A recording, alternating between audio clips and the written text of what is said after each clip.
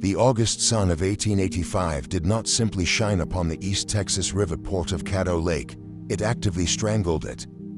The humidity was an oppressive, physical weight, a thick, stagnant blanket of boiling air that tasted violently of rotting cotton hulls, sun-baked river mud, and the metallic, sour tang of the shallow, algae-choked bayou. Swarms of massive black mosquitoes buzzed relentlessly in the suffocating heat, darting between the sweating, exhausted dockhands loading cargo onto a rusted, wood-fired paddle wheeler.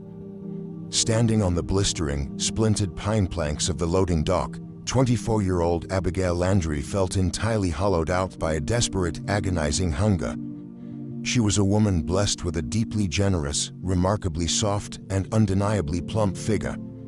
She possessed thick, powerful thighs, wide, substantial hips, and a beautifully full, heavy chest that strained against the faded, sweat-drenched calico of her worn dress. To Abby, her robust body and her deep, passionate love for growing, preparing, and tasting rich food were natural, vital joys. To her father, Vernon Landry, her magnificent, substantial flesh was a disgusting, unforgivable financial drain. Vernon was a gaunt, skeletal cotton broker whose heart was as withered and dry as a dead winter leaf. His obsessive, penny-pinching cruelty knew absolutely no bounds, and for the past 2 days, he had actively, punitively starved his own daughter, locking the pantry and refusing her even a single heel of stale bread, all to trim the fat from his ledger. Vernon's bony, trembling fingers were currently wrapped tightly around Abby's thick, soft upper arm, his fingernails digging painfully into her flesh. He was desperately attempting to sell off her hand in marriage to Captain LaCroix, a sleazy, foul-smelling riverboat captain with rotting teeth and a crippling gambling debt that Vernon had aggressively purchased.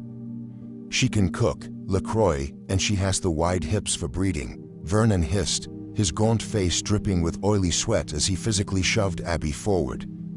"You cancel my remaining freight debts for the season, and you can take her aboard tonight.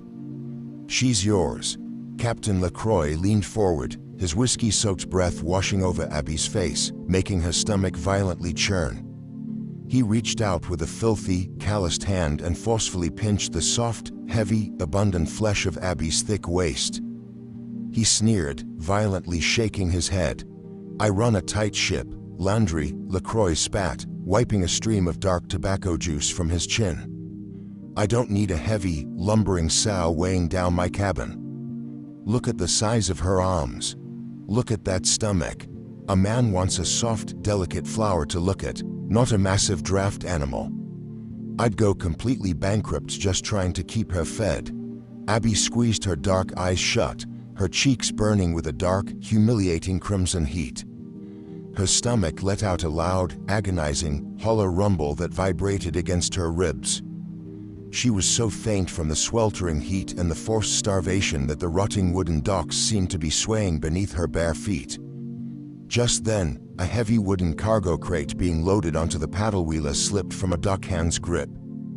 It hit the deck with a loud crack, and a single, bruised, overripe Georgia peach rolled out of the splintered wood, dropping over the edge of the ramp and coming to rest in the muddy planks directly near Abby's toes. To a starving woman, the bruised fruit looked like an absolute miracle.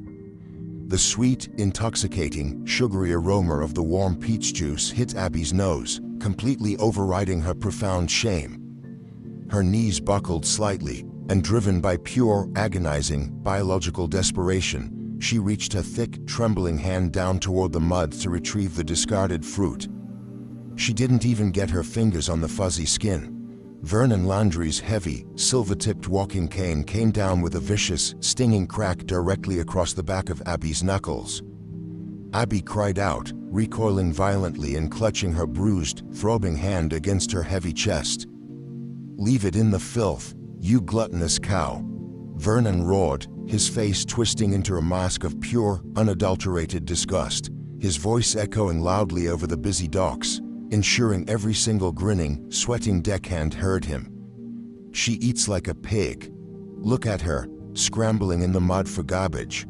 She is a fat, bottomless drain on my ledger. I am entirely sick of looking at her massive, useless bulk." The dock workers erupted into a chorus of cruel, barking laughter. pointing at the heavy, humiliated woman weeping over a bruised peach. The sheer, devastating cruelty of her own father's words struck Abby with the kinetic force of a swung anvil. The absolute, crushing reality settled heavily into her marrow. Her robust, full-figured body, her deep, nurturing soul, and her natural, healthy appetite were entirely unlovable. She was nothing but a monstrous, expensive joke to the world. If you are liking this story, please subscribe. I know you must have subscribed by now, so let's continue. The howling, mocking laughter of the river rats was suddenly, violently silenced. It was not silenced by a shout, but by the terrifying, rhythmic, wet thud of a heavy cypress push-pole striking the muddy river bottom. Gliding silently out of the impenetrable, hanging curtains of gray Spanish moss that draped the flooded cypress forest across the river was a shallow draft wooden pirogue. Standing perfectly balanced in the center of the narrow swamp boat was Declan Broussard. Known in the whispered, terrified campfire legends of the Louisiana border as the Cypress, he was a tracker and moss gatherer who resided in absolute, unbroken isolation deep within the lightless, alligator-infested labyrinth of the Blackwater bayous. He was a colossal, terrifyingly silent man, standing well over 6.5 feet tall, with incredibly broad, heavily muscled shoulders draped in a dark, sweat-stained linen shirt. A thick, dark leather patch covered his entirely missing left eye, and the right side of his bearded face and thick neck was covered in brutal, jagged, raised claw scars. Having barely survived absolute, skeletal starvation in a muddy swamp prison camp during the war, Declan lived strictly off the wild, unforgiving land. Because he knew the agonizing, hollow horror of a starving body, he viewed a hearty, unapologetic appetite and substantial, heavy, soft flesh as the ultimate, sacred, beautiful signs of vital life. Declan drove the pirogue into the muddy bank with a forceful thrust of his pole. He stepped onto the rotting docks, the dark swamp water and wet duckweed dripping heavily from his thick leather boots. The sneering dock workers instantly scrambled backward, the cruel laughter evaporating into terrified, breathless silence as the towering, one-eyed Leviathan walked directly through their parting ranks. Declan did not look at the riverboat captain. He fixed his single, pale, piercing green eye onto Vernon Landry with a look of such absolute, lethal, unvarnished disgust that the gaunt cotton broker physically recoiled, raising his silver-tipped cane defensively. Declan did not utter a single word. He reached over his massive, corded shoulder and unslung a heavy, dripping canvas sack. With a powerful flick of his thick wrist, he threw the contents directly onto the wooden planks at Vernon's feet. With a heavy, wet slap, an absolutely massive, flawless, and incredibly rare albino alligator hide unrolled across the dock. Following it, a small leather pouch hit the wood, bursting open to reveal a scattering of 24 perfectly round, iridescent, priceless wild swamp pearls. It was a staggering, incomprehensible fortune, wealth extracted from the deadliest, darkest depths of the bayou, pulled carelessly into the mud. Vernon's eyes bulged, his jaw dropping entirely open as he stared at the absolute fortune resting on the rotting wood. Declan entirely ignored the greedy, stunned gasps of the town. He turned his massive, scarred, terrifying frame and looked directly at Abby. He did not see a heavy, gluttonous pig. He looked at her incredibly soft, wide hips, the generous, substantial swell of her stomach, and her full, flushed cheeks, and he saw a magnificent, vibrant, blooming lotus flower surviving in a desert of cruelty. He saw a woman who was desperately, beautifully starving for life. Declan stepped right up to her, his towering frame completely eclipsing the burning August sun, casting her in a cool, protective shadow. He reached into a small, damp woven reed basket hanging from his thick leather belt. He did not grab her by the wrist. He did not pinch her waist. He raised his massive, heavily calloused, brutally scarred hand toward her face. Resting delicately in his thick, dirt-stained palm with 3 perfectly ripe, brilliant red wild swamp strawberries. They were glistening with dew, bursting with a rare, concentrated, intoxicating sweetness that could only be found deep in the flooded timber. Abby's breath hitched, her dark, tear-filled eyes darting from the terrifying, scarred face of the giant down to the vibrant fruit in his hand. Declan's single green eye softened with an absolute, breathtaking reverence. He moved his massive hand forward and gently, silently pressed one of the wild strawberries directly against Abby's trembling, dry lower lip. Driven by an overwhelming, primal instinct and the desperate, agonizing hunger, Abby parted her lips. Declan's thick, rough thumb gently pushed the fruit into her mouth. The strawberry instantly burst against her tongue. The sheer, overwhelming, explosive rush of the warm, sugary, wildly sweet juice was the most magnificent, intoxicating thing she had ever tasted. A soft, involuntary, desperately grateful moan escaped the back of her throat, her heavy shoulders completely relaxing for the first time in her life. Declan's jaw clenched, his massive chest heaving once as he watched her savor the fruit. He didn't wait for Vernon to collect his pearls. The swamp tracker gently wrapped his thick, scarred fingers around Abby's soft, heavy hand. He turned his broad back on the silent, stunned dog, leading the beautiful, substantial, starving woman directly onto his narrow wooden boat, and pushed off into the dark, silent, labyrinthine shadows of the deep water. The dark, silent, labyrinthine shadows of the deep water swallowed the shallow draft pirogue entirely within minutes of leaving the sun-blistered Caddo Lake docks. The transition from the blinding, chaotic river port to the absolute, suffocating isolation of the ancient Cypress bayou was jarring. The canopy above them closed into a nearly impenetrable, vaulted ceiling of tangled oak branches and weeping, gray Spanish moss that hung down to brush the surface of the water like the ragged hair of submerged ghosts. The oppressive, burning heat of the Texas sun was immediately replaced by a heavy, damp, cooling twilight that tasted thickly of rich, decaying vegetation, blooming night jasmine, and the metallic, iron tang of the black water. Abby sat perfectly still on the narrow, wooden thwart of the pirogue. Her heavy, generously curved thighs were pressed tightly together, her thick, soft hands folded nervously over the substantial swell of her stomach. She watched the colossal, terrifyingly silent man standing at the stern. Declan Broussard moved with a fluid, predatory grace that entirely belied his massive, heavily muscled frame.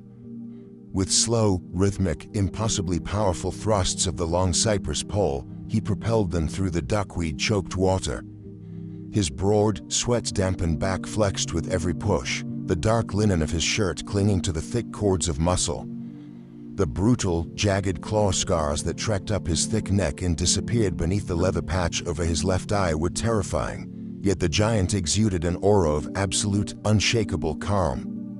They glided through the flooded timber for over 2 hours.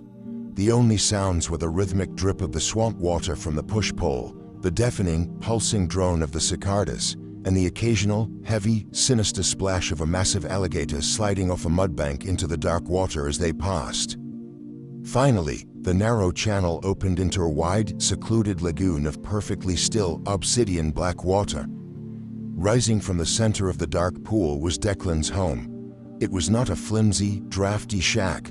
It was a rugged, impregnable, fortress-like stilt house constructed of massive, weather-beaten cypress planks, elevated 10 feet above the predatory waterline on incredibly thick, creosote-soaked timber pilings. A wide, wraparound deck encompassed the structure, accessible by a heavy wooden ladder that descended directly into the water. Declan drove the pirogue expertly against the lower mooring cleats. He tied off the thick hemp rope with a single, practiced flick of his scarred wrist. He turned to Abby, offering his massive, dirt-stained hand. When her soft, heavy fingers met his, the sheer, radiating heat of his calloused skin sent a sudden, unfamiliar jolt of electricity straight up her arm. He effortlessly guided her substantial weight up the wooden ladder and onto the shadowed deck. He opened the heavy timber door. The interior of the stilt house was a single, large, claustrophobic room built entirely for raw survival. It was dim, the windows shuttered against the sweltering heat, and it smelled intensely of cured leather, gun oil, and the deep, smoky aroma of a cold hearth. A heavy cast-iron wood stove dominated the far wall, On the opposite side sat a large, robust timber bed frame piled high with thick, heavy canvas quilts and mattresses stuffed with dried Spanish moss. Declan walked to the center of the room. He did not remove his damp boots or his sweat-stained shirt. He reached into a wooden trunk, pulled out a single, thin, moth-eaten wool blanket, and threw it over his massive shoulder. He pointed a thick, heavily scarred finger toward the large, comfortable bed. "Sleep," Declan rumbled. His voice was a deep, gravelly, vibrating baritone that sounded as though it hadn't been used to form words in years. It lacked any trace of cruelty or mockery, but it was profoundly, terrifyingly distant. He didn't wait for her to nod or express her gratitude. He immediately turned his broad back, his heavy boots thudding against the cypress floorboards, and walked directly back out the heavy timber door, pulling it shut with a definitive, echoing click. He was intending to sleep on the hard, damp wooden planks of the exterior porch, leaving the beautiful, substantial woman entirely alone in the safety of his home. Abby stood in the dim, silent room, completely bewildered. The 3 wild strawberries he had fed her on the docks had been a fleeting, miraculous taste of heaven, but they had violently awakened the dormant, starving beast within her stomach. Her heavy, uncorseted chest heaved with a ragged sigh. She looked at the comfortable bed. For her entire life, her father had conditioned her to believe that she was a repulsive, gluttonous burden, a woman who took up too much space and required too much sustenance. She assumed the scarred giant had left because he, too, found her massive, full-figured body grotesque to look upon. But as her stomach let out another hollow, agonizing, vibrating groan, a fierce, resilient spark of absolute defiance ignited deep within Abby's chest. The cruelty of the docks was miles away. The locked, barren pantry of her father's house no longer imprisoned her. She was a woman of immense, undeniable physical substance, and she refused to wither away in the dark. Abby walked deliberately toward the back of the stilt house, her heavy, bare feet completely silent against the floorboards. She found a heavy wooden door secured with a simple iron latch. She opened it. It was a pantry, and it was an absolute, staggering revelation. Where her father's cupboards had been locked and filled with nothing but stale cornmeal and weevil-infested flour, the feral, one-eyed swamp tracker's larder was a breathtaking sanctuary of wild abundance. Hanging from the low rafters were dozens of heavily smoked, cured links of spicy wild boar and real sausage. Massive, salt-cured venison hams swung gently in the draft. Wooden shelves groaned under the weight of heavy glass mason jars filled with rendered bear fat, pickled okra, dried wild swamp shrimp, dark molasses, and fiery, crushed red peppers. A massive burlap sack of raw, milled white rice sat heavily in the corner. Abby's dark eyes widened, her mouth suddenly watering so intensely it physically ached. The man who lived in this swamp did not starve. He reigned over it. She did not hesitate. Abby hauled a massive, incredibly heavy cast-iron Dutch oven from the bottom shelf, her thick, powerful arms bearing the immense weight effortlessly. She carried it to the cold iron wood stove. She found a stack of dry cypress kindling and struck a sulfur match, meticulously coaxing a roaring, brilliant fire to life within the belly of the iron stove. She found a heavy butcher knife and a worn wooden cutting board. Her soft, thick, highly capable hands moved with a mesmerizing, practiced grace. She scooped a massive, generous dollop of pure, rendered animal fat into the heating cast iron pot. As the fat instantly melted into a sizzling, liquid gold, she grabbed a handful of coarse flour. She was going to make a gumbo. A real, deep, dark, swamp gumbo. She sprinkled the flour directly into the smoking fat. The key to a perfect, authentic gumbo was the roux, and the true roux required absolute, unrelenting patience and physical endurance. Abby stood before the blistering heat of the cast-iron stove, her heavy, substantial body absorbing the rising temperature of the humid shack. She used a flat wooden spoon to constantly, rhythmically stir the flour and fat. For 45 minutes, she did not stop. She stirred as the mixture turned from a pale blonde, to the color of toasted pecans, and finally to a deep, dark, rich, intoxicating mahogany brown that smelled like roasted earth and pure magic. When the roux was perfectly, dangerously dark, Abby tossed in a massive pile of finely diced yellow onions, crisp green bell peppers, and sharp celery, the holy trinity of the bayou. The moisture from the vegetables hit the searing hot roux with a violent, hissing, explosive sizzle. A thick, blinding cloud of incredible, intensely savory, aromatic steam billowed up from the black iron pot, completely filling the claustrophobic stilt house, entirely overpowering the smell of damp leather and old wood. She sliced 3 massive, thick links of the heavily smoked wild boar sausage, tossing the crimson meat directly into the bubbling mud of the roux. She added dried wild shrimp, a heavy pinch of crushed red pepper, fresh bay leaves, and poured in a large pitcher of clear water. The heavy cast iron pot began to bubble and simmer, a thick, dark, incredibly rich stew of pure, unapologetic sustenance. Abby sweated profusely. The faded calico dress clung to the generous, heavy swell of her breasts and her thick waist. Her skin flushed a deep, vibrant crimson from the heat of the fire. She didn't care. For the first time in years, she felt entirely, magnificently alive. She boiled a separate, heavy pot of white rice. When the gumbo was thick, dark, and perfectly seasoned, Abby didn't wait for permission. She grabbed a large, cracked ceramic bowl. She did not serve herself a meager, polite, shameful portion. She used a heavy iron ladle to fill the bowl to the absolute brim with a massive mound of steaming white rice, drowning it in the thick, spicy, meat-heavy dark gumbo. She sat at the rough-hewn timber table. Abby closed her eyes, raised a wooden spoon to her lips, and took her first bite. The profound, explosive, rich heat of the spices, the deep, smoky fat of the sausage, and the earthy, dark depth of the roux coated her tongue. A soft, involuntary moan of pure, unadulterated ecstasy escaped her throat. She ate heartily, passionately, her heavy shoulders dropping as the hot, rich food hit her starving, hollow stomach, radiating a beautiful, life-saving warmth through her entire robust frame. 3 hours after he had left her, Declan Broussard climbed the wooden ladder to his deck, his heavy boots completely soaked with dark swamp water. His broad, heavily scarred chest was aching with a profound, suffocating loneliness. He had purchased the beautiful, soft woman because he could not bear to watch a vibrant life be starved by the cruelty of the world, but he firmly believed his monstrous, one-eyed face and his violent, feral existence were unfit for her. He expected to open the door and find her weeping in terror on the bed, disgusted by her surroundings. Declan reached out and pulled the heavy timber door open. The towering, one-eyed Leviathan froze completely, his massive silhouette entirely filling the doorframe. The cold, damp, dead silence of his isolated shack had been violently, miraculously eradicated. The sweltering, humid air inside the cabin was impossibly thick, completely saturated with the mouth-watering, intoxicating, wildly rich aroma of dark roux, smoked meat, and simmering spices.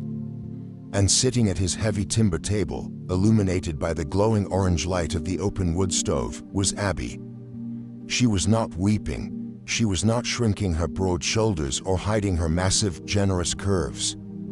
She was eating. She was consuming a massive bowl of dark gumbo with an absolute, unapologetic, magnificent passion. Her face was flushed and damp with sweat from the heat of the stove, her dark hair sticking to her cheeks, the faded dress clinging to her substantial, heavy chest. She looked like the absolute, radiant goddess at the harvest, a woman of deep, profound, nurturing power who had completely claimed his kitchen as her own. Resting on the table directly across from her, placed perfectly at his heavy wooden chair, was an even larger ceramic bowl, overflowing with steaming rice and thick, dark, meat-heavy gumbo, waiting for him. Declan stared at the steaming bowl, and then his single, pale green eye locked onto Abby's flushed, beautiful face. He had survived the skeletal, starving nightmare of a muddy war camp, a place where men would have murdered for a single spoonful of the rich fat she had so effortlessly prepared. He didn't look at her heavy, substantial body, or her wide, soft waist, or the massive portion of food she was eating. with the cruel, mocking disdain of her father. He looked at the immense warmth she had created, the substantial, undeniable life she had breathed into his dark, isolated tomb, and the scarred, silent swamp tracker felt a sudden, violent, terrifying hope completely crack the ancient, iron walls surrounding his isolated heart. That terrifying hope anchored his heavy, waterlogged boots to the floorboards for a long, breathless moment. Declan slowly closed the heavy timber door behind him, sealing out the damp, oppressive heat of the twilight swamp. He did not speak. He walked deliberately to the rough-hewn table, his single, pale green eye locked onto the steaming ceramic bowl of dark, meat-heavy gumbo resting at his place setting. He pulled out the heavy cypress chair and sat down across from the flushed, heavily breathing woman. He picked up the wooden spoon. His thick, violently scarred fingers trembled slightly. He scooped a massive portion of the dark roux, the smoked wild boar sausage, and the white rice, and brought it to his mouth. Declan closed his eye.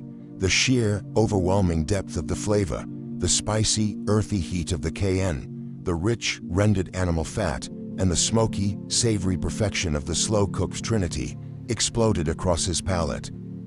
For a feral tracker who had survived on charred snake meat, bitter roots, and the horrific, skeletal memories of a muddy prisoner of war camp, the meal was not just sustenance, it was a profound, holy revelation. He ate with the same starving, desperate, unapologetic passion as Abby. He did not utter a single word of praise, but the meticulous, rhythmic scraping of his spoon against the ceramic bowl, ensuring not a single drop of the dark roux was wasted, communicated a staggering depth of reverence. For the next 3 weeks, a delicate, unspoken sanctuary was built within the walls of the isolated, stilt house. Declan spent his days deep in the flooded timber, hunting and gathering, returning every evening to find the dark shack glowing with the blistering heat of the cast iron stove and the intoxicating aromas of Abby's incredible, abundant cooking. He watched in quiet, devoted awe as she ate heartily, her generous, full-figured body moving with a powerful, magnificent grace that completely commanded his home. Then, on the suffocating, entirely still afternoon of the 24th day, the barometric pressure in the bayou sickeningly plummeted. The sky above the canopy mutated into a bruised, necrotic shade of violent purple and sickly green. It was a Gulf blow, a catastrophic, hurricane-force squall born in the churning belly of the Gulf of Mexico, tearing its way inland. The ambient temperature dropped, but the humidity spiked into a choking, breathable water. Inside the stilt house, Abby felt the heavy cypress floorboards vibrate beneath her bare feet. Outside, the wind did not merely howl, it shrieked like a tortured animal, violently whipping the hanging Spanish moss into horizontal, gray ribbons. The black water of the lagoon began to violently churn and rise, rapidly swallowing the lower pilings of the shack. Suddenly, a loud splinter and crack echoed over the roaring wind. The mooring lines. Declan roared, his deep voice barely cutting through the deafening gale. He grabbed a coil of heavy hemp rope from the wall. The rising, violent surge was threatening to smash his shallow draft pirogue directly into the foundational stilts of the house. If they lost the boat, they were permanently marooned in the lethal, flooding labyrinth. Declan threw open the heavy timber door and plunged out onto the rain-lashed, violently swaying deck, scrambling down the wooden ladder toward the surging, knee-deep black water that had already swallowed the lower landing. Abby rushed to the open doorway, the freezing, cyclonic rain instantly plastering her calico dress to her heavy, substantial curves. She watched the colossal, one-eyed giant wade directly into the churning floodwaters, his massive arms straining to pull the violently bucking wooden boat away from the pilings. He had just secured the primary knot when the dark, flooded debris of the swamp delivered its lethal cargo. Washed directly onto the submerged wooden landing by the rising surge was a massive, 6-foot water moccasin. The venomous cottonmouth, thick as a man's forearm and entirely panicked by the storm, coiled instantly in the black water. As Declan stepped back onto the submerged landing, his heavy boot brushed the creature's thick scales. A flash of stark, blinding white, the interior of the snake's gaping maw, was the only warning. The massive cottonmouth struck with lightning speed, burying its long, venom-dripping fangs deeply into the thick, corded muscle of Declan's upper calf, tearing straight through the wet denim of his trousers. Declan let out a guttural, agonizing roar of pure shock, instinctively kicking the massive snake back into the churning current. But the catastrophic damage was already done. The hemotoxic venom of a mature cottonmouth is a brutal, tissue-destroying acid. The paralyzing, searing fire instantly shot up his massive leg, neutralizing his nervous system. The giant's incredibly broad shoulders slumped, his eyes rolling back into his head as he collapsed heavily, entirely dead weight, backward into the churning, knee-deep black water of the lower landing. "Declan!" Abby screamed, her voice tearing through her throat. She did not freeze in terror. She did not wait for the rising flood to wash his massive, unconscious body away into the deep timber. The fragile, humiliated girl who had wept over a bruised peach was entirely gone, replaced by the fierce, absolute matriarch of the bayou. Abby plunged out into the howling storm. She practically threw herself down the slippery wooden ladder, splashing heavily into the rising, churning black water. The current pulled violently at her thick thighs, but her robust, substantial mass anchored her entirely to the submerged wooden planks. She reached the giant. Declan was completely unresponsive, his face turning a ghastly, bruised shade of violet as the venom rapidly attacked his heart. He weighed over 300 pounds of dense, heavily scarred muscle and bone. A starving, frail society woman would have completely shattered her spine attempting to even turn him over in the current. Abby was a woman of colossal, undeniable physical substance. She wedged her thick, soft hands firmly under the heavy, wet leather suspenders crossing his broad chest. She planted her bare, calloused feet solidly against the submerged timber landing. She channeled every single ounce of her profound, nurturing devotion and the immense, unadulterated physical mass of her heavy, 200-pound frame. She dropped her wide, substantial hips backward, utilizing the absolute laws of leverage. With a feral, deafening shriek of sheer, uncompromising physical effort, Abby hauled the giant's massive, dead-weight torso completely out of the churning water. Her incredibly powerful, heavy thighs burned with agonizing lactic fire as she forcefully dragged his colossal frame backward, inch by agonizing inch, up the slippery wooden ramp and onto the upper, sheltered deck. She didn't stop until she had dragged his convulsing body entirely into the stilt house, slamming the heavy timber door shut against the howling squall with her heavy foot. Declan was trapped in the terrifying, violent spasms of venom-induced shock. His massive frame shuddered uncontrollably, his skin turning terrifyingly cold to the touch as a lethal, freezing fever seized his core. Abby's hands moved with frantic, pragmatic urgency. She drew a heavy hunting knife from his belt and violently slashed the wet denim of his trousers away, exposing the two deep, oozing puncture wounds on his thick calf. She grabbed a small iron poker, heated it instantly in the glowing coals of the wood stove, and pressed the searing metal directly into the bite, cauterizing the torn vessels and attempting to neutralize the spreading poison. Declan's massive body violently arched off the floorboards with a choked gasp, but his single eye remained rolled back in delirium. The ambient heat of the cast-iron stove was not enough to penetrate the violent, freezing rigors of his failing nervous system. Abby knew exactly what she had to do. She hauled the massive, shivering giant directly into the heavy timber bed. She quickly stripped away his soaked, freezing linen shirt and boots, leaving his incredibly broad, brutally scarred chest bare. Then, she stood beside the bed.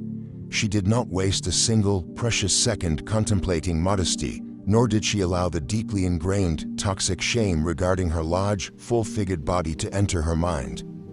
She violently stripped off her own soaking, heavy calico dress and her wet undergarments, leaving herself entirely bare in the dim, storm-lit shack. She crawled directly into the bed beside the seizing giant.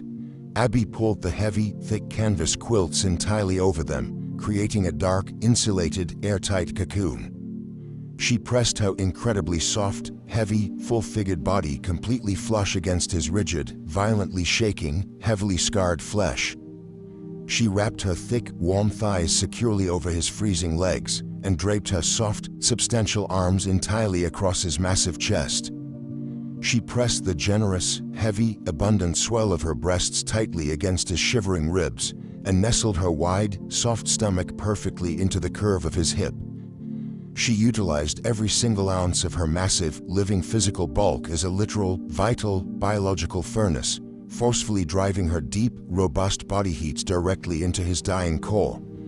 For the first 2 hours, the violent, bone-rattling tremors of his toxic shock threatened to shake them both apart. Declan was trapped in a delirious, terrifying twilight, his fevered mind violently pulled back into the absolute darkest nightmare of his existence. "There's no rations," Declan wept, his voice a broken, raspy, agonizing whisper against her collarbone. He was hallucinating, trapped back in the horrific, starving mud of the Confederate prison camp. "They took the hardtack. The mud. We just bones. Look at them, they're just skeletons walking in the mud. We are starving to death." Abby's heart completely shattered. The giant was reliving the exact trauma that had defined his entire feral existence.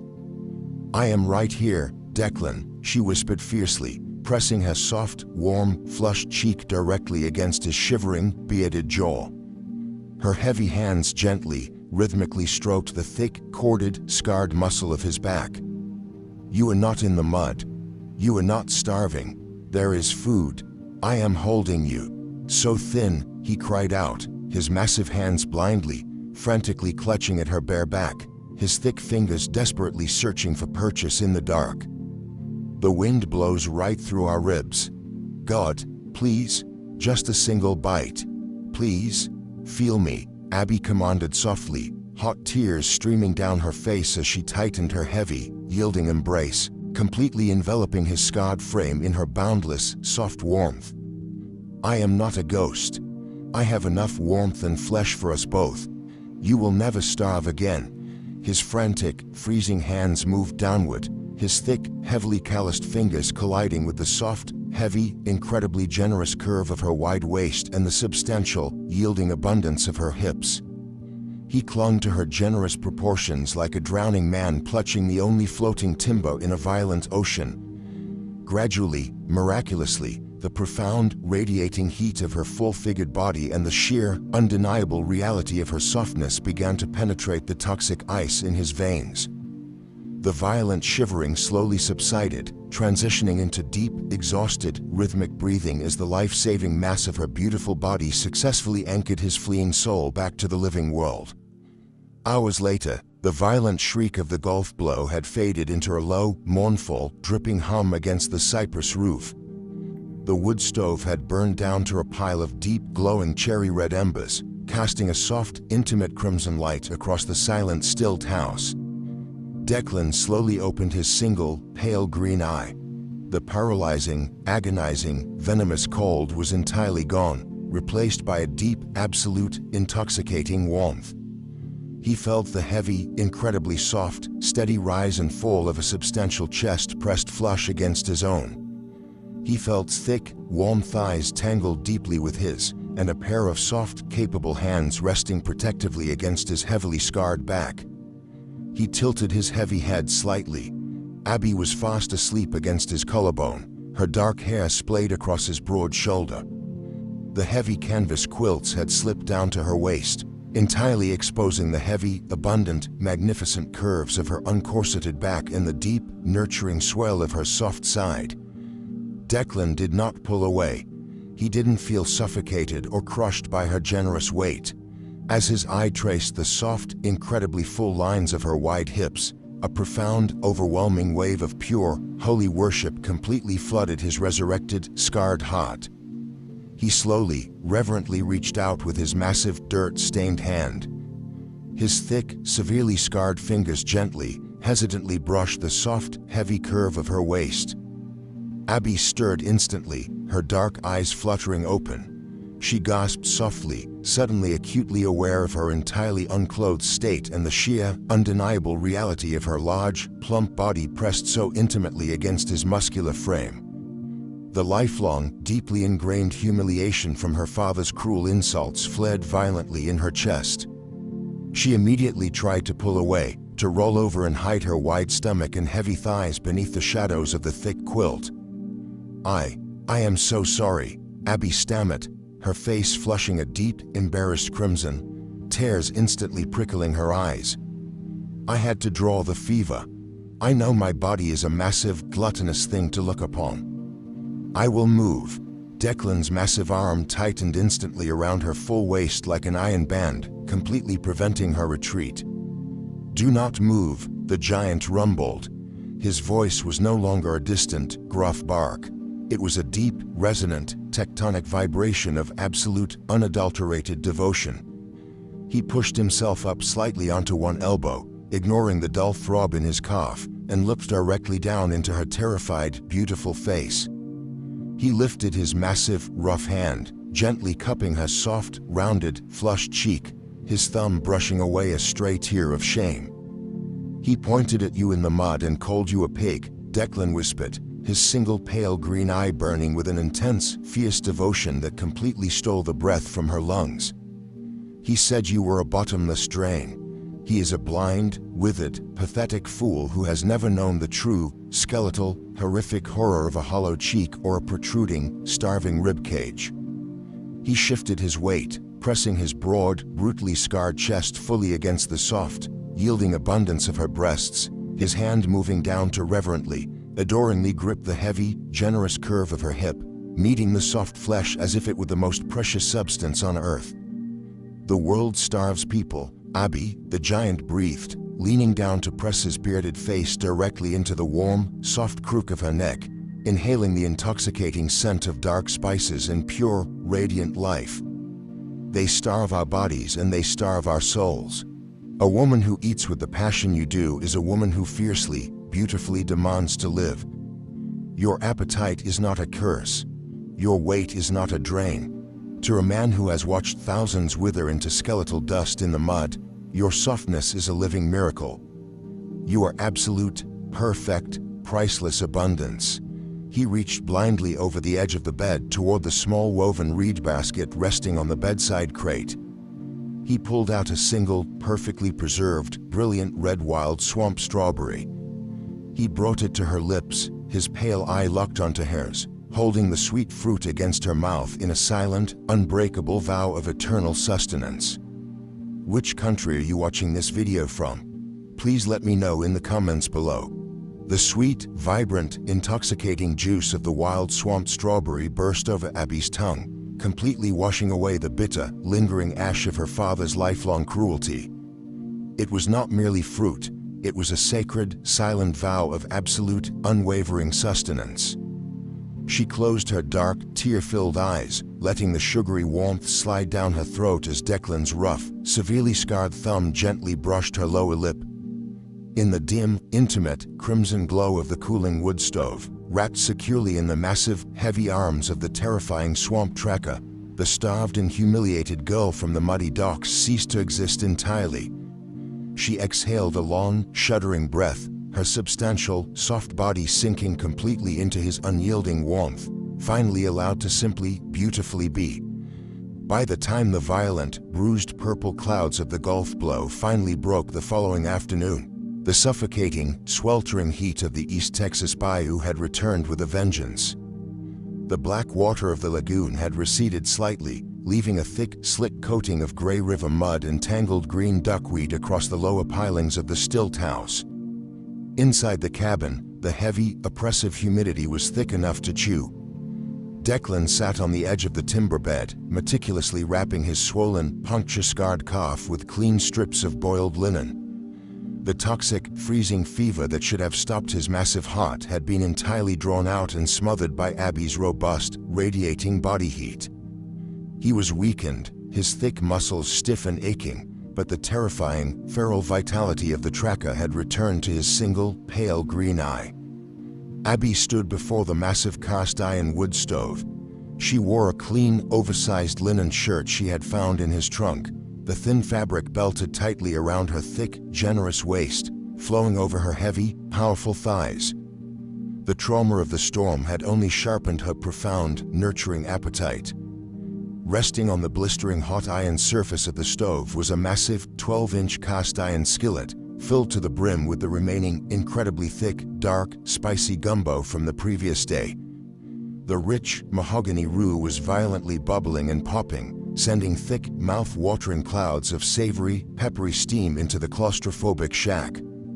She reached for a wooden spoon, her heavy, soft arm flexing with capable strength. Suddenly, Declan's massive, heavily scarred hand slammed flat against the cedar floorboards. His single eye dilated, the warm, devoted giant instantly evaporating into the cold, lethal apex predator of the flooded timber. Because of his profound isolation, Declan's senses were attuned to the microscopic, rhythmic breathing of the bayou. He didn't hear a shout. He heard the unnatural, metallic clink of a rusted iron oarlock and the heavy, sluggish displacement of water that did not belong to a gliding alligator. "Step away from the windows," Declan rumbled, his voice dropping into a guttural, terrifying register that vibrated the very floorboards beneath her bare feet. Down in the humid, mosquito-choked labyrinth of the flooded cypress trees, 3 heavy, flat-bottomed skiffs were silently gliding through the hanging Spanish moss. Vernon Landry stood at the bow of the lead boat, his gaunt, skeletal face dripping with oily sweat, his eyes bulging with a manic, obsessive greed. He had not come to rescue his daughter. He had realized that the handful of iridescent swamp pearls the one-eyed monster had thrown onto the docks were worth more than his entire cotton brokerage combined.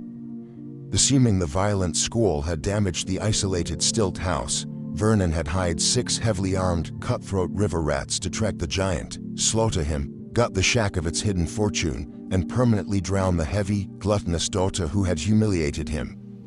"They're breaching the lower perimeter," Declan hissed, effortlessly pulling his massive, towering frame up from the bed, entirely ignoring the agonizing throb of the snakebite. He didn't reach for a loud, cumbersome rifle.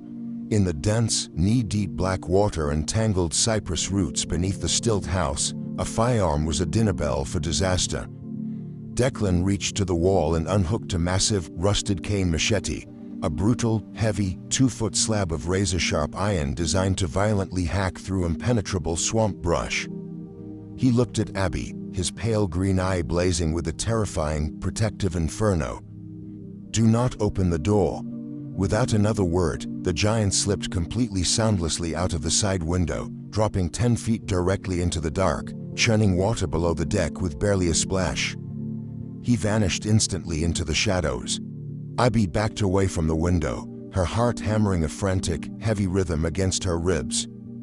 She stood beside the roaring cast-iron stove, her dark eyes fixed on the heavy timber door. Beneath the floorboards, the bayou erupted into a silent, visceral, terrifying nightmare. The river rats waded waist-deep into the black water, their rusted revolvers drawn, searching the shadows of the pilings. They did not see the Leviathan coming. Declan moved through the aquatic darkness with the terrifying, fluid speed of a submerged crocodile. He erupted from the black water behind the first 2 thugs. The heavy, rusted blade of the cane machete swung in a devastating, horizontal arc. A muffled, wet, sickening shhhk echoed through the humid air as the heavy iron effortlessly cleaved through bone and muscle. The 2 men were violently dragged under the dark water before they could even scream, the swamp instantly swallowing their thrashing bodies. But the chaotic, brutal melee beneath the floorboards provided a fatal, cowardly distraction. Vernon Landry had not waded into the mud. The gaunt, skeletal father had silently scaled the rear wooden pilings, creeping up onto the wraparound deck of the stilt house while the tracker dismantled his men below. The heavy timber door of the shack was violently, catastrophically kicked open. The wood splintered inward, slamming against the wall. Vernon stepped through the threshold, gasping for the humid air, his greasy clothes soaked with sweat. He held a massive, heavy-caliber Colt Dragoon revolver, the hammer already cocked back, the long, rusted barrel leveled directly at the center of Abby's heavy, uncorseted chest. "Well, look at the fat, gluttonous sow," Vernon hissed, his voice trembling with a toxic, malicious arrogance. He stepped further into the claustrophobic shack, his frantic eyes darting toward the trunks and shelves, hunting for the leather pouch of pearls. "I knew I'd find you gorging yourself." "You are a disgusting, bottomless pit, Abigail. Where is the rest of the horde?" Abby's breath hitched painfully in her throat. The sudden, paralyzing sight of the cruel tyrant who had actively starved her, publicly humiliated her, and priced her worth at a cancelled gambling debt sent a blinding spike of ingrained terror straight into her veins. "I said, where is the giant's wealth, you massive, useless cow?" Vernon spat, gesturing violently with the heavy barrel of the Colt.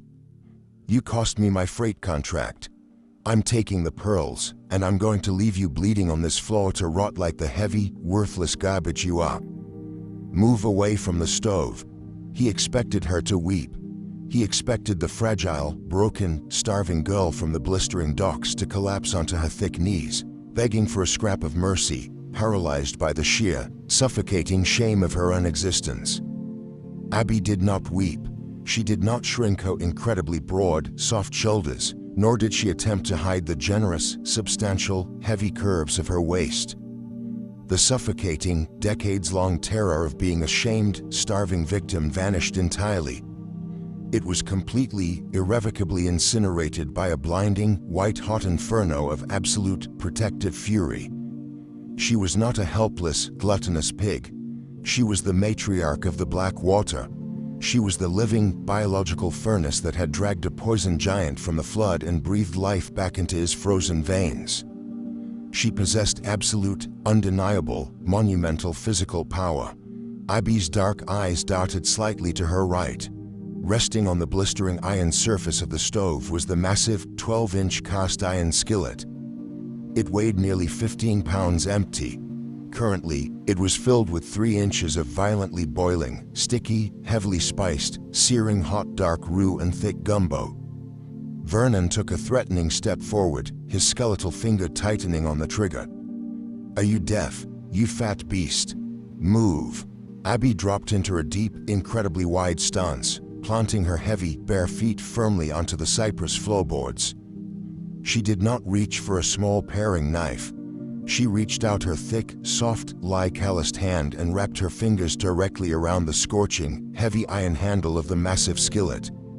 She ignored the blistering heat radiating into her palm. She channeled every single ounce of her accumulated starvation, her boundless, fierce devotion to the scarred giant fighting beneath them, and the raw, unadulterated physical mass of her heavy, generous body. "I am not your burden," Abby roared, a primal, feral, deafening battle cry that shook the very rafters of the stilt house. She did not attempt to lift the massive iron weight with her fragile wrist. She drove her heavy, incredibly powerful thighs and her wide, substantial hips forcefully upward, pivoting her entire, robust, 200-pound torso in a violent, devastating, horizontal arc. Vernon panicked, his gaunt eyes widening in sheer, uncomprehending shock as he saw the massive woman easily hoist the steaming iron vessel level with his face. He violently jerked the trigger of the Colt. Bang! The deafening roar of the gunshot filled the shack, the heavy lead ball tearing a jagged hole through the roof as the immense, swinging momentum of the cast iron skillet violently deflected the barrel of the gun upward.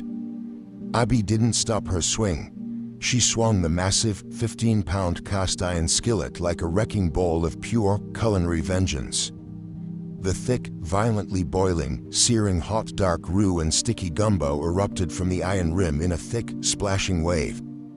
It struck Vernon Landry squarely across his gaunt, sweating face and skeletal neck.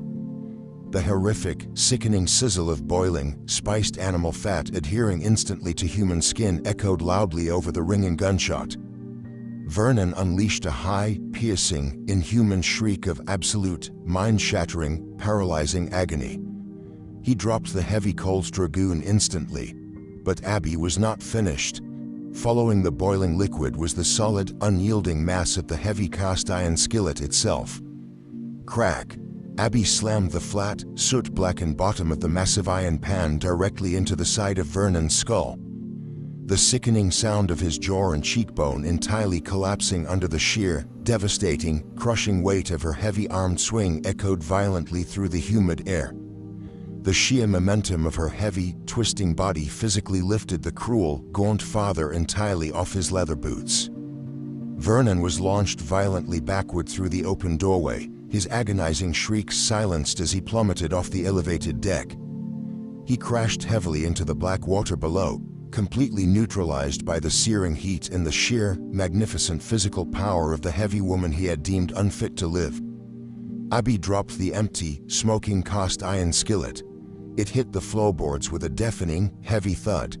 Her full, heavy chest was heaving with deep, ragged gasps, her thick arms trembling violently from the massive adrenaline spike. Her face flushed a dark, vibrant crimson with absolute exertion. She stood tall in the center of the kitchen, entirely unashamed of her immense size, her heavy, powerful body reigning supreme over the doorway. Beneath the floorboards, the chaotic sounds of the splashing black water and the swinging cane machete completely ceased. Declan Broussard climbed slowly up the wooden ladder, stepping onto the porch. He was soaked in dark swamp water and crimson blood, the heavy, rusted machete dripping onto the planks. His massive chest heaved, his single pale green eye wild and dilated with feral panic, fully expecting to find his sanctuary bleeding out on the floor. He looked at the discarded, smoking Colt revolver. He looked at the massive, empty cast iron skillet, the steaming splatters of dark roux across the doorway, and the empty space where the intruders had been. And then, the colossal, scarred swamp sovereign looked directly at Abby. She stood triumphantly before the cast iron stove, the oversized linen shirt speckled with tiny droplets of dark roux, her dark hair wild and untamed. She was not shrinking. She was not attempting to hide her abundant, magnificent curves. She met his shocked, feral gaze with a fierce, resplendent fire blazing in her dark eyes, an unspoken, silent roar of absolute, unbreakable defiance. Declan didn't utter a single word. He dropped the heavy, blood-soaked cane machete, the iron clattering loudly against the deck, entirely ignoring the agonizing pain in his leg as he rushed across the threshold, pulling his fierce, powerful, absolute queen directly into his massive, dripping chest. The crushing, unyielding vice of Declan's heavily muscled, waterlogged arms enveloping her generous, full-figured frame was the only physical anchor keeping Abby tethered to the slippery, splintered cypress floorboards of the shack. The atmospheric pressure within the stilt house was thick, sweltering, and utterly suffocating, entirely saturated with the sharp, acidic sting of expended black powder, the dark, mouth-watering aroma of violently scorched roux, and the metallic, warm stench of sudden death. Yet, pressed flush against the towering swamp tracker's violently heaving, wet chest, Abby inhaled only the deep, grounding aroma of crushed duckweed, oiled leather, and absolute, terrifying devotion. She buried her face directly into the crook of his thick, corded neck, her soft, lie-calloused hands gripping the wet fabric of his suspenders with a desperate, iron-fisted intensity as the monumental adrenaline of the slaughter slowly began to drain from her robust, trembling limbs. Declan held her as though releasing his grip would cause the ancient, colossal cypress pilings supporting them to snap in half and plunge them both into the abyss. His massive, dirt-stained hand cradled the back of her head, his incredibly thick fingers tangling deeply into her dark, wildly unpinned hair. He buried his bearded, heavily scarred face into the soft, yielding, heat-radiating curve of her broad shoulder, his colossal frame shaking with deep, jagged, ragged gasps. The apex predator of the flooded timber, the feral leviathan who had just decimated an armed boarding party with a rusted cane machete in the black water, was trembling entirely out of the sheer, paralyzing terror of almost losing the heavy, magnificent woman in his arms. Slowly, the deafening ringing in Abby's ears faded, replaced by the chaotic, splashing frenzy of the bayou predators claiming the ruined bodies in the water below, and the rhythmic, musical dripping of the rain from the Spanish moss. Declan reluctantly, carefully pulled back from her soft warmth. His single, pale green eye frantically scanned her flushed face, his gaze tracing every inch of her features, desperately checking for any sign of a bullet graze or a blade wound. Finding her unharmed, his thick jaw clenched with a profound, agonizing wave of absolute guilt as he looked at the ruin of his sanctuary, the shattered door, the pooling swamp water, the massive cast iron skillet resting by her bare feet. The adrenaline completely vanished from his veins, leaving the agonizing, burning throb of the snakebite and the sheer exhaustion of the bloodletting to crash over him simultaneously. The giant staggered, his massive knees buckling slightly against the floorboards. Abby did not wait for him to fall. She took him by his massive, uninjured right wrist and led the towering, dripping giant directly to the heavy timber bed. She gently pushed him down to sit on the edge of the moss-stuffed mattress.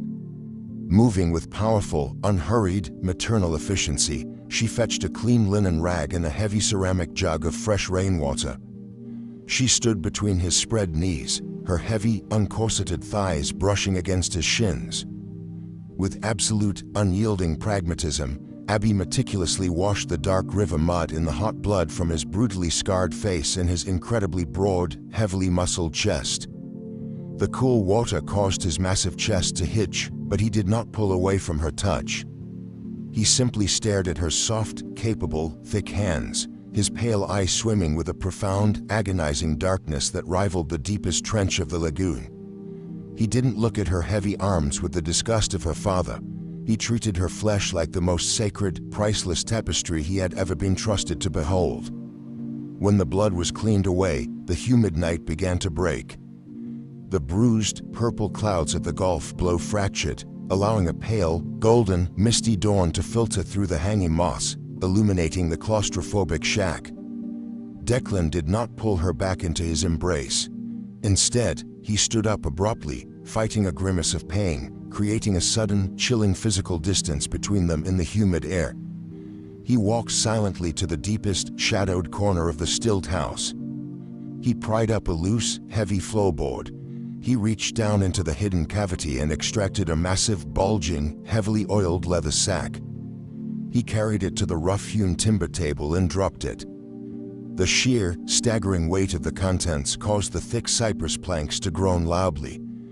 "The school has passed," Declan rasped. His voice was entirely hollow, stripped of all the vibrating, tectonic warmth he had shared with her in the dark beneath the canvas quilts. He refused to look at her face, staring rigidly at the leather sack. He reached out and violently upended it. Hundreds of perfectly round, iridescent, priceless wild swamp pearls cascaded across the timber table, clinking heavily against each other.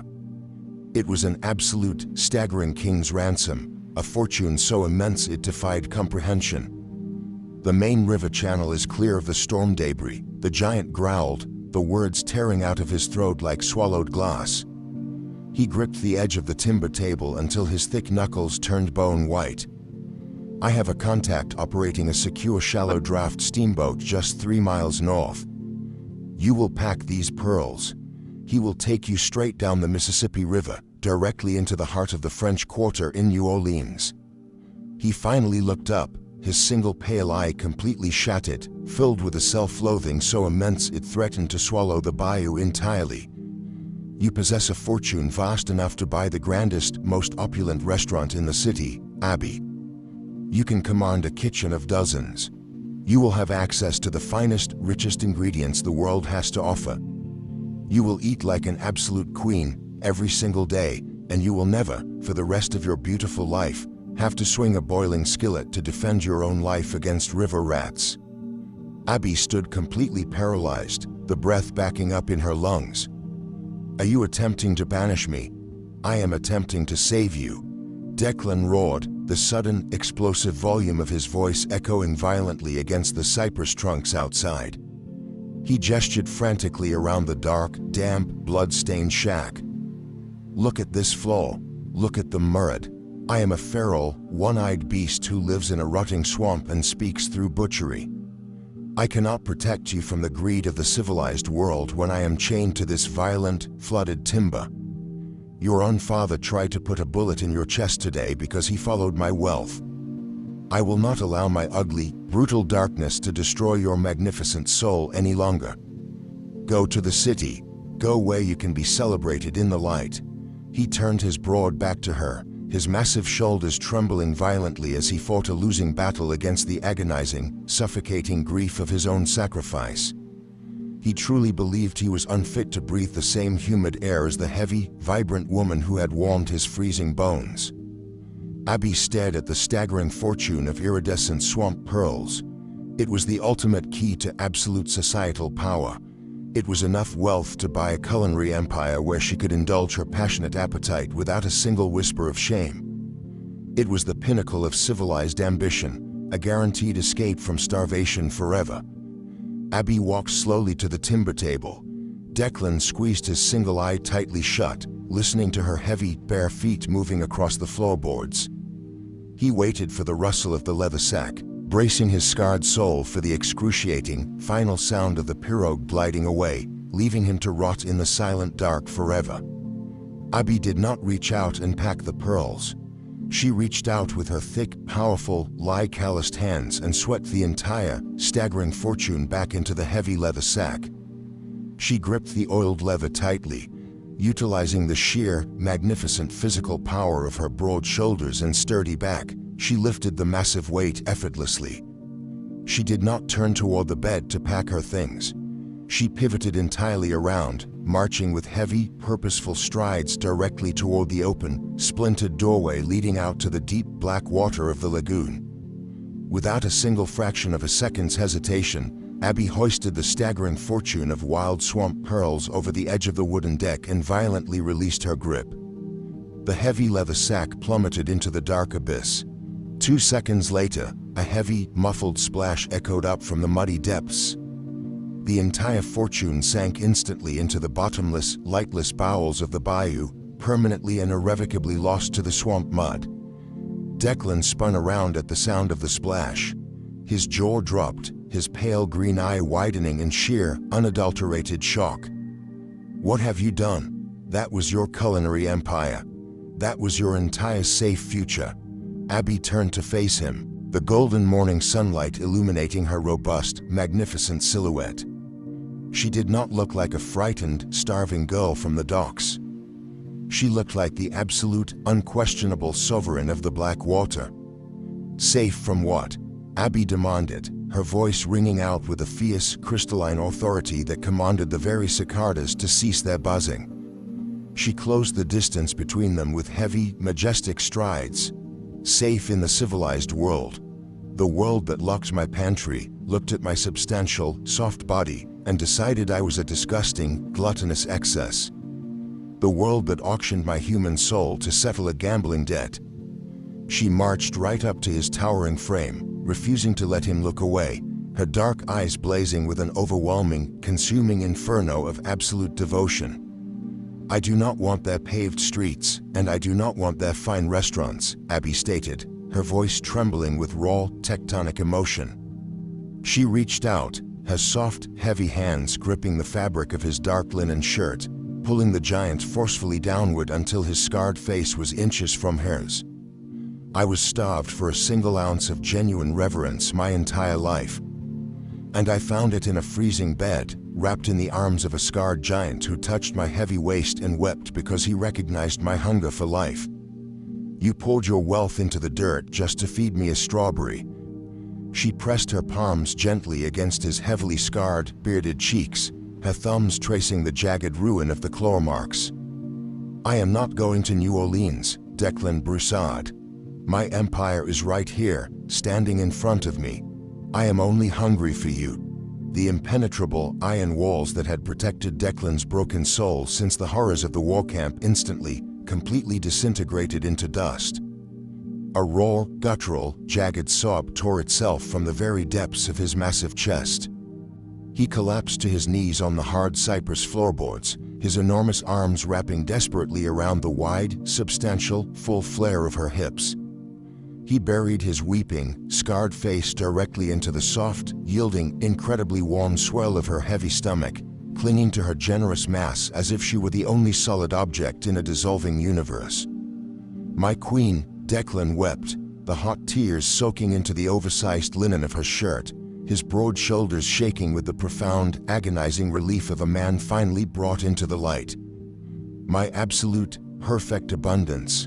My wife. I am right here," Abby whispered, her thick fingers weaving gently through his dark, wildly tangled hair, cradling his heavy head against her body with fierce, unyielding maternity. "The starvation is over, my love. The swamp will provide for us both." He held her there in the ruins of the breached stilt house, the golden morning sun burning away the storm clouds, the thick, humid air settling warmly over the bayou. The promise of a massive, civilized fortune lay completely forgotten in the bottomless mud, but as the scarred swamp tracker knelt before the magnificent, heavy-set woman who had chosen his wild reality over the world's opulent cages, he knew with absolute, undeniable certainty that his soul would never be hungry again. 5 years later, the dark, secluded lagoon at the heart of the East Texas bayou was a breathtaking tapestry of vibrant, thriving, unapologetic life. The isolated stilt house had been fundamentally transformed. It was no longer a dark, brooding, claustrophobic shack built for a solitary beast to hide his shame. It had been massively expanded with rich, oiled cypress logs into a sprawling, multi-tiered swamp homestead. Expansive, screened-in porches allowed the cooling evening breeze to flow through the wide rooms. The heavy scent of isolation was entirely gone, replaced by the constant, sweet, intoxicating aroma of roasting wild duck, blooming magnolias, and the rich, complex depth of dark, simmering rue. On a wide, heavy timber deck built facing the deep water, sitting comfortably in a massive rocking chair, was Declan. He wore a clean linen shirt, the sleeves rolled up to expose his thick, heavily muscled forearms. The cold, dead, feral terror in his single pale green eye had been permanently replaced by a warm, watchful, incredibly deep peace. Resting effortlessly against his massive, broad chest, supported entirely by his large, gentle hands, was an incredibly robust, plump, giggling 3-year-old girl with a mop of thick, dark hair, fiercely trying to pull at her father's thick beard. The heavy, polished oak door of the kitchen creaked open. Abby stepped out onto the sunlit deck. She wore a beautifully tailored, vibrant yellow dress of soft, breathable cotton, the collar open and loose. She was entirely uncorseted, standing radiantly, breathtakingly healthy. The fragile, exhausted, humiliated girl who had wept over a bruised peach on the loading dock was a distant, unrecognizable memory. She moved with total, unshakable confidence, owning her generous, beautifully plump curves and her powerful stride with the absolute, undeniable grace of a monarch. She carried a massive, steaming cast-iron platter piled high with wildly aromatic, spicy boiled crawfish, sweet corn, and heavy, butter-soaked potatoes. She set the colossal feast onto a long timber table, the sheer abundance of the meal a testament to her reign over the bayou. She walked over to the rocking chair, resting her soft, calloused hand lightly on Declan's broad shoulder, leaning down to press a soft kiss to his scarred cheek. She looked down at their robust daughter, her dark eyes sparkling with profound, overflowing joy. Declan smiled, a deep, rich expression that completely transformed his heavily scarred face.